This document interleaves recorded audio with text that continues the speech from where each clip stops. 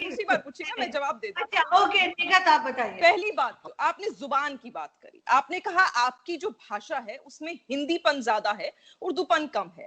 मैं अपने देश, अपने हिंदुस्तान में, मेरी बात, मैं आपके बीच में नहीं बोली भाई, मैं आपके बीच में नहीं बोली। आपने छोटी बहन का दर्जा दिया है, छोटी बहन की बात सुनिए बिना रोके टोके।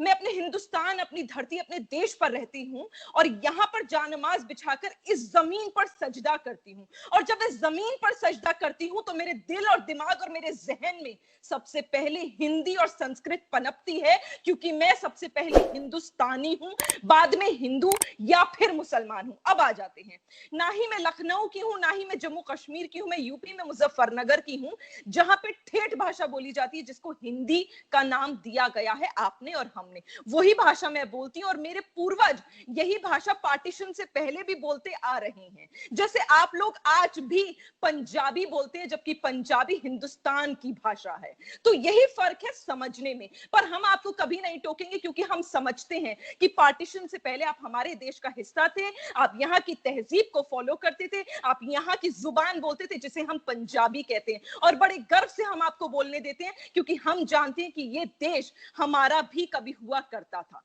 अब तहजीब की बात कर लेते हैं। किसी को उर्दू नहीं आती, ना आती है नहीं आती, मेरे लिए वो जरूरी नहीं है।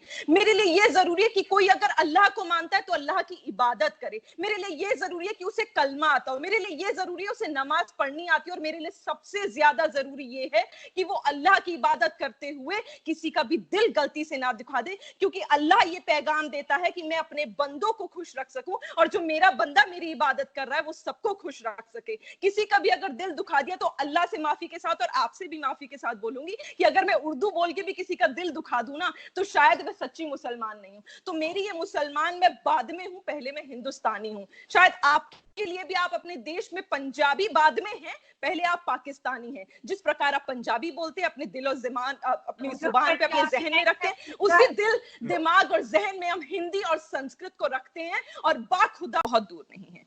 मुझे मेरे कश्मीर के, मुझे मेरे दिल्ली के, मुझे मेरे देश के हालात आपसे बेहतर मालूम होंगे, इस बात में आप मुझ पर डाउट मत करिएगा। आप मीलों दूर मेरे देश से बैठे हैं, आप मुझे ये कह रहे हैं कि वहां पर कत्लेआम हो रहे हैं, वहां पर हाफिज सईद के बेटे हुए, भेजे हुए जो टेररिस्ट होते हैं, अगर उनको कत्लेआम कर दिया जाता है तो आप कहते हैं मुसलमानों को मारा जा रहा है। अगर आपके भेजे हुए जिहादियों का कत्लेआम कर दिया जाता है तो आप कहते हैं कि कश्मीरियों को मारा जा रहा है।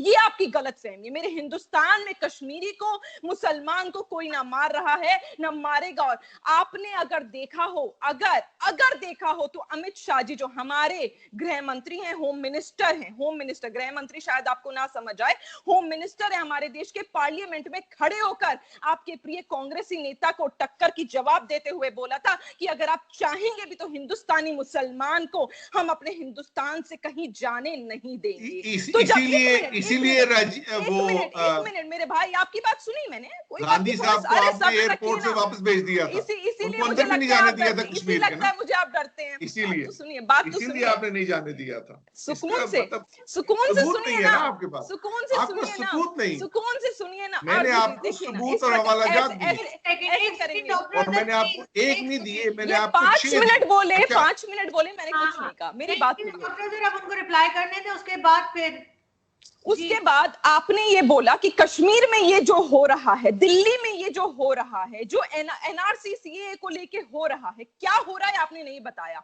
मैं आज भी पूछ रही हूं, मैंने बताया, आपको खुदा का खौफ करें, मैंने आपको नाम लेके बताया भाई कि फैजान को मारा गया, आरजू देखिए, को मारा गया, मैंने आपको हवालाजात दिए, CNN का हवाला किया, अल जजीरा का दिया, फॉरेन पॉलिसी का दिया, IHRW का दिया हवाला।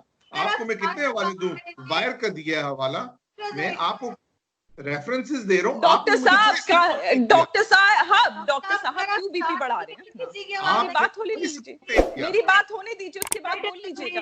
आप सिर्फ ये कह रही है कि मेरी बात को पे एतबार कर लो, अगर आप कहती हैं तो हम एतबार करते हैं तो ठीक है। आपकी बात, मैं अपने हिंदुस्तान में क्या हो रहा है, ये मैं किसी पाकिस्तान के नागरिक की बात पर एतबार क्यों करूं, आप करेंगे? आप मुझे बताइए ना कि आपने जैन मंदिर चौक को तोड़कर बाबरी मस्जिद चौक का नाम क्यों दिया? आप मुझे बताइए ना कि ननकाना साहिब पे आप लोगों ने हमला क्यों कराया? आप मुझे बताइए ना कि वहां पे माइनॉरिटी हिंदुओं की बच्चियों का आप लोगों ने रेप क्यों कराया? आप मुझे बताइए ना कि वहां पर हिंदुओं की बच्चियों का आपने धर्म परिवर्तन क्यों कराया? सवाल मेरे पास मेरे भाई बहुत है, सवाल मेरे पास बहुत है। चिल्लाना मैं भी जानती हूँ। सबूत जिस प्रकार मैं आप ही की रिपोर्ट आप ही को बता रही हूँ, मैं आप ही के जर्नलिस्ट के सवालों के जवाब आपको दे रही हूँ, मैं अपनी तरफ से नहीं ला रही। पाकिस्तान में क्या होता है मुझसे बेहतर आप जानते हैं, पाकिस्तान में क्या होता है ये मुझसे बेहतर आप जानते हैं। अब आ जाती है सी और एनआरसी पे, मुझे बताइए आप क्यों चाहते हैं कि पाकिस्तान के मुसलमानों को हम हिंदुस्तानी रखें? आप मुझे बताइए कि पाकिस्तान के शरणार्थी पाकिस्तान के लोगों को हम अपने हिंदुस्तान में क्यों रखें? आप मुझे बताइए क्या आपसे अपने मुसलमान भी नहीं समझ पा रहे हैं? क्या आप लोगों को यहाँ पर इतनी भी जगह नहीं है अपने देश में? क्या आप लोगों के पास इतनी मोहब्बत नहीं है अपने मुसलमानों के लिए कि आप अपने घर में अपने लोगों को नहीं रख पा रहे हैं? पॉलिटिशियन की तरह आप मुझे बताइए क्या आपके पास थोड़ी सी भी जगह नहीं है अपने देश में अपने ही मुसलमान भाई बहनों को रखने के लिए? सीए एनआरसी के बारे में आप जानते क्या है? एनआरसी जो आज तक आई नहीं है, सीए के बारे में मुझे बताइए आप जानते हैं? आप मुझे बताइए अनुराग आप बताइए सीए के बारे में क्या जानते हैं? उन्होंने बोला सीए के बारे में क्या जानते हैं? सिटीजनशिप अनुराग ठाकुर, अच्छा मैं बताता हूँ आपको क्या जानता हूँ। खैर एक सेकंड बताइए, पढ़िए, सुनिए वीडियो। डॉक्टर सुब्रमण्यम स्वामी का वीडियो मुझे दिखाने की आप खुद सुनिए। हाँ सुनिए क्या कह रहे हैं। मैं किस लिए बोल रहा हूँ? आपके बीजेपी के लीडर हैं, आप तो जानते होंगे इनको।